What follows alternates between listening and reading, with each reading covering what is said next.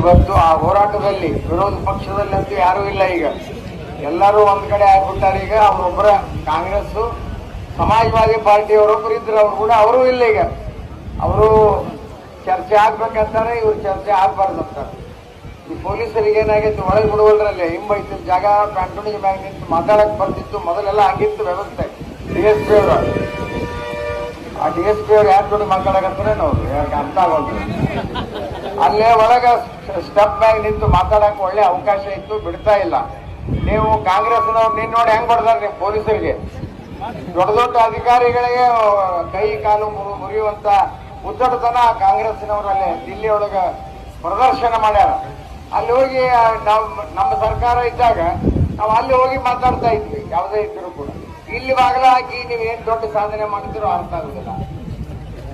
ನಿಮಗೆ 10,000 ಬೇಸಿ